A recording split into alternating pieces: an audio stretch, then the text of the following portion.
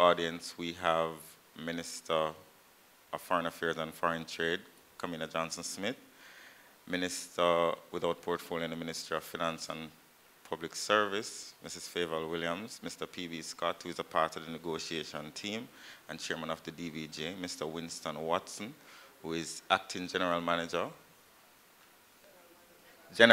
my apologies, sir, of Petrojam, Mr. Paul Ho, who is chairman, and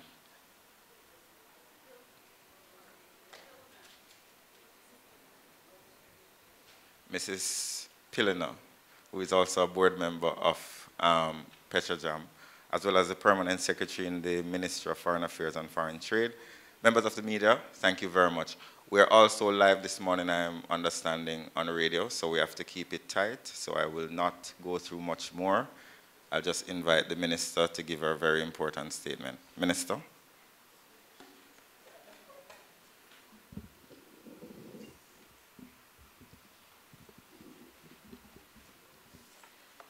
Good morning, everyone, distinguished ladies and gentlemen, and of course, our listeners out there in Radio Land. I convened this press conference in my capacity as lead of the negotiating team for the repurchase of the 49% shareholding in Petrojam held by PDV Caribe. I want to welcome my colleague negotiating team members, Minister Williams and Mr. Scott, and thank you all for being here this morning. The last press briefing, which we had on this matter, sought to clarify misinformation that had been placed in the public domain and to provide further information to ensure that the public would have a better understanding of the facts surrounding the decision of the government of Jamaica to pass a law that would allow it to take ownership of the 49% shareholding in Petrojam held by PDV Caribe. As you would recall, the shares were sold in 2007 in order to facilitate an upgrade to the refinery, one that had been acknowledged as important government policy from as far back as 2004. So at the last briefing, we explained that Jamaica found itself in circumstances where, one, changes in the international regulatory regime for fuel were anticipated years ago and were now less than 12 months away. More particularly, the International Maritime Organization's regulations setting new specifications for fuel will take effect so that on January 1, 2020, Petrojam will not be permitted to refine and sell HFO in the way that it currently produces it.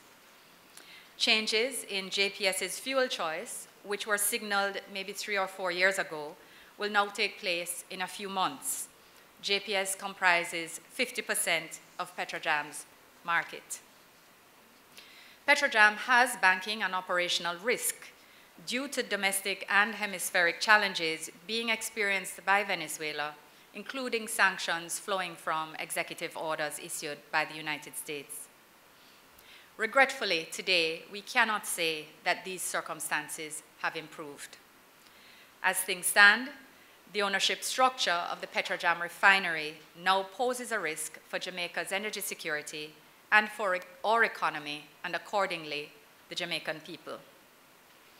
The first two issues I mentioned, the IMO regulations and the JPS change of fuel mix, those require decisions to be taken about the future of the refinery, and in particular, its upgrade, which was determined maybe 10 to 12 years ago to be of fundamental importance to its ability to adjust to such market changes.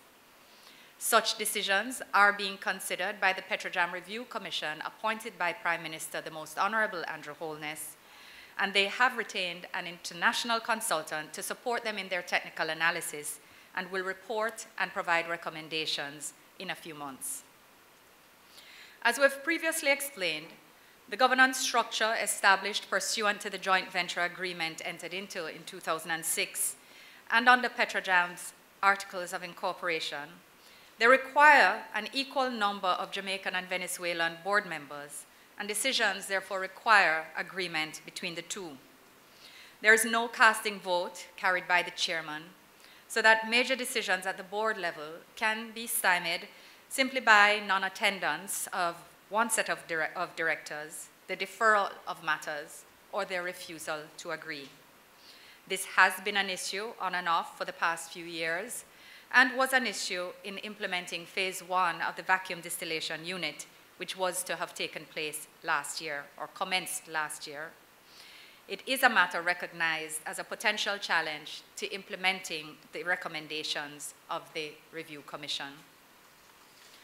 Jamaicans will recall, as we move on to the matter of sanctions, that in August 2017, an executive order, 13808, was imposed against the government of the Bolivarian Republic of Venezuela, its various state-owned entities, and any other person owned or controlled or acting on behalf of the government. When the executive order was issued, and Petrojam's banks and suppliers started to take precautionary measures to ensure that they were not in breach of the sanctions by doing business with Petrojam, and by this we mean, for example, funds being held by banks, placing transactions with suppliers at risk, and therefore placing Jamaica's oil supply at risk. You'll remember that this was during the hurricane season in 2017. When this occurred, the Jamaican government, through its relevant ministries responsible for energy and foreign affairs, as well as our embassy in Washington, worked hard with the United States authorities to protect Jamaica's energy security by obtaining cover letters to assure these suppliers and banks that ordinary business transactions with Petrojam would not put them in breach of sanctions. Operations were therefore preserved. Additional executive orders were also issued, including 13850 in November 2018, but our letters, or letters of cover, obtained in 2017 have continued to provide sufficient protection. As we signaled last month, however, when we made the announcement, it was clear to the government, and in fact should be clear to anyone monitoring the geopolitical developments in the region, that things have not been getting easier or simpler. On or around January 25th, 2019, a new executive order was issued which broadened the definition of the government of Venezuela to include, and I quote, any political subdivision, agency, or instrumentality thereof, including the Central Bank of Venezuela and PDVSA, or any person owned or controlled by or acting for or on behalf of the government of Venezuela, to include, and the quote continues, any person owned or controlled directly or indirectly by the foregoing, and any person who has acted or purported to act directly or indirectly for or on behalf of any of the foregoing, including as a member of the Maduro regime. Furthermore, on January 28, 2019, OFAC, that is the Office of Foreign Asset Control of the United States of America, designated PDVSA as or rather placed it on the specially designated nationals and blocked persons list, the SND list. This designation means that all property and interests in or property of PDVSA or its affiliated entities in the United States are blocked and may not be transported, paid, withdrawn, or otherwise dealt with, so that payments made by or to PDVSA or any entity owned or controlled by PDVSA will be held by U.S. financial institutions, pending instructions from the U.S. Department of Treasury.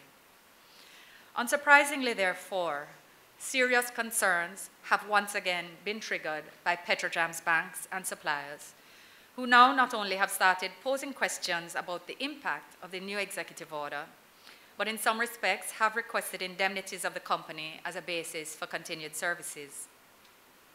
To be clear, at least one bank has asked Petrojam to sign an agreement stating that if they are fined as a result of processing transactions for Petrojam, that Petrojam will cover the costs of those fines.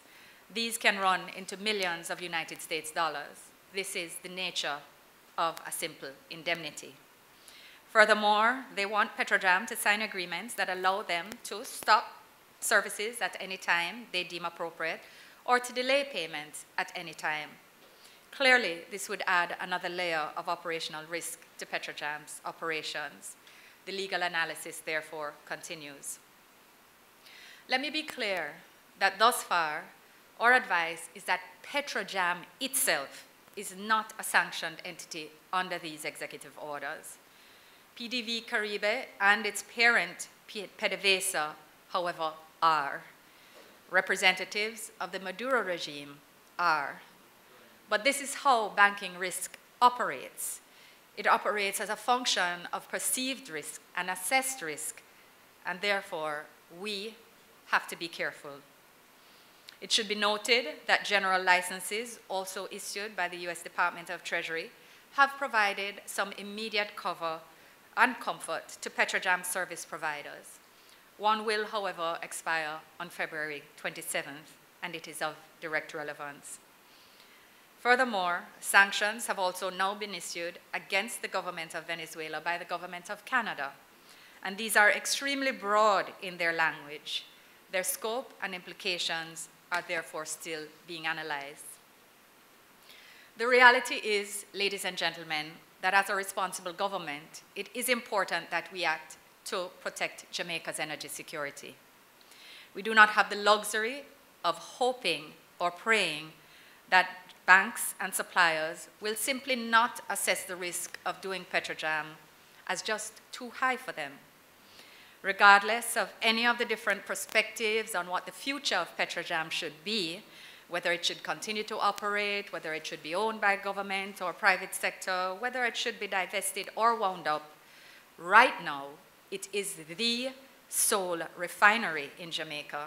It is the principal provider of energy to JPS, of oil to JPS, pardon me, which provides the majority of electricity to Jamaica.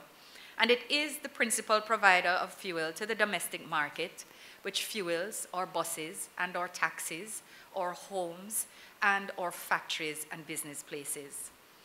This is how we live. This is how employment is created and sustained. This is how Jamaica's wheels of ordinary life and business life turn. If Petrojam were unable to purchase oil to sell the relevant types of fuel to JPS, let's say Jamaica, or even indirectly or directly to JUTC, the entire economy would topple. And we're not even speaking yet about the taxes which they remit to the revenue and the direct and indirect employment for which they are responsible. We are only speaking here and now about the ability to supply energy to keep the wheels of Jamaica turning. The uninterrupted production of goods and services is critical to the attainment of our economic development agenda. It is critical to the well-being of our people. The government, therefore, must protect Jamaica from the risks presently posed by the ownership structure.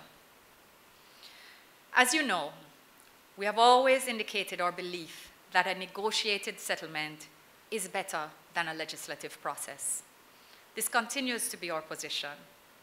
In fact, over the last few weeks, we have been directly engaged in serious discussions with PDV Caribe, and I am able to report that we made good progress. They had, in fact, accepted the last settlement price which we offered, but to date, however, we have not been able to reach agreement on the terms. I know in the earlier stage of discussions, persons asked questions like, but haven't they agreed to sell? Isn't the only issue price? But for those who are not aware, price is in fact a huge issue in entering into an agreement or in reaching an agreement to sell. But even more so, while price is itself a huge issue, it is still only one element of an agreement. If you can't agree how you're going to receive the thing which you're seeking to purchase, and if you can't agree how to pay for the thing which you have agreed to purchase, and in fact, if you are unable to ascertain if you are able to remit the funds relevant to that matter, you simply do not have an agreement. The work towards a negotiated agreement continues.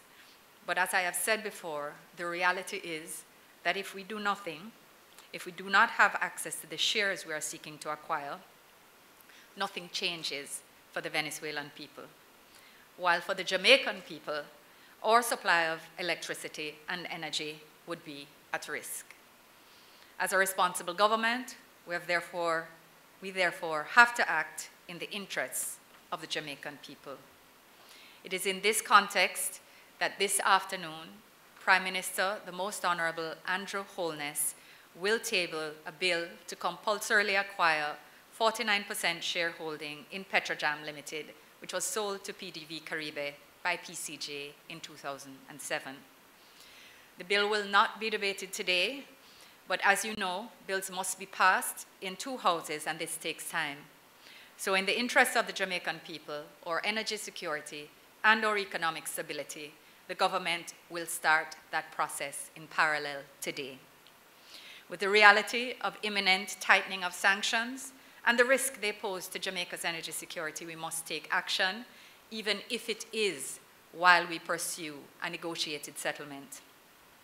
We've therefore written to PDV Caribe to advise them that we remain open to reaching a negotiated agreement and to express once more that this step is not a hostile step, but is one which asserts the interest of the Jamaican people. I thank you.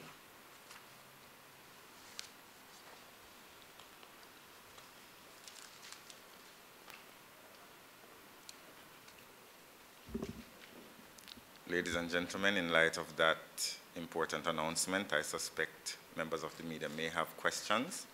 You can indicate your wish to ask a question by raising your hand, and you'll be identified, and a mic will be taken to you. Do we have any questions?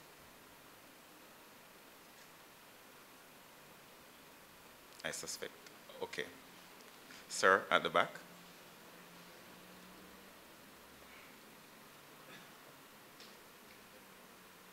Thank you. Prince Moore, RJR.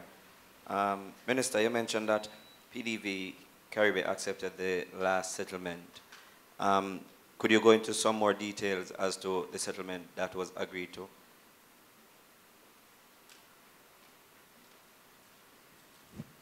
The short answer would be no.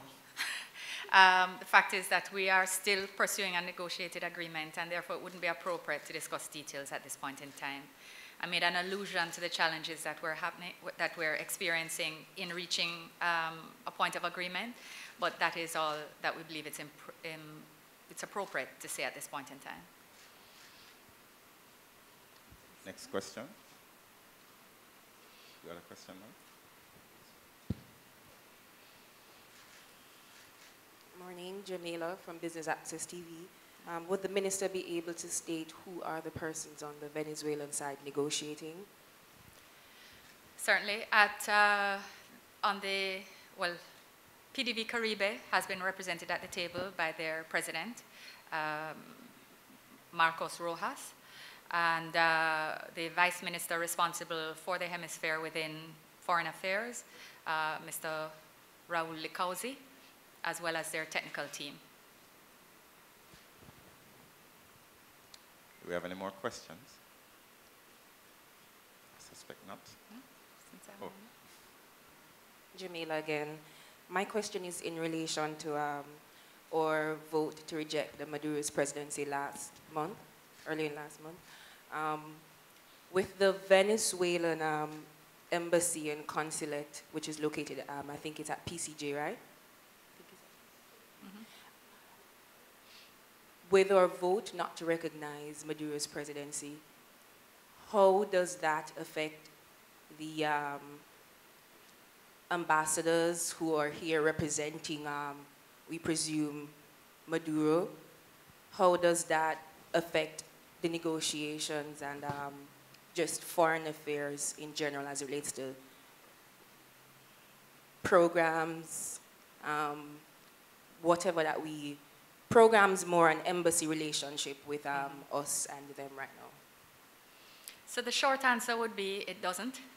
But what I think would be appropriate is, in order for us to ensure that we try as much as possible to keep the issues separate the economic from the political. I will speak publicly and more completely on the issues related to the vote and our bilateral relations at another time.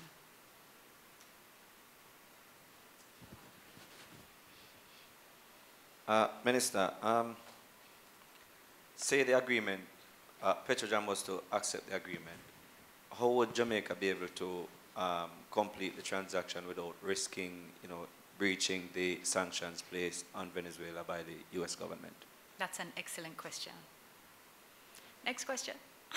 That is, in fact, the question with which we are now trying to work through. Minister, Siobhan Campbell, Nationwide News. My question is more broadly, considering the ramifications of this Petrojam buyback, this unilateral Petrojam buyback, is there a precedent in Jamaican history of this being done before? Is the government certain it is on firm legal footing, and are they predicting a possible challenge to this unilateral action? There is no direct precedent for this, no. It is provided for in the Constitution, but there's no direct precedent for this. And certainly, I think that if one were to enter into any legal waters, whether charted or uncharted, that it would be important for you in planning and in taking advice to consider the challenges that could be open. So that, of course, has been a part of the process in developing the bill. Okay, just a follow-up question to that. You said that the government is still negotiating with the Maduro regime. Does that mean the government of Jamaica still recognizes President Nicolas Maduro as the rightful leader of the Venezuelan government? So as I indicated, we will discuss the political aspects of these matters on another occasion. The government of Jamaica is negotiating with PBCJ to buy back the shares which they own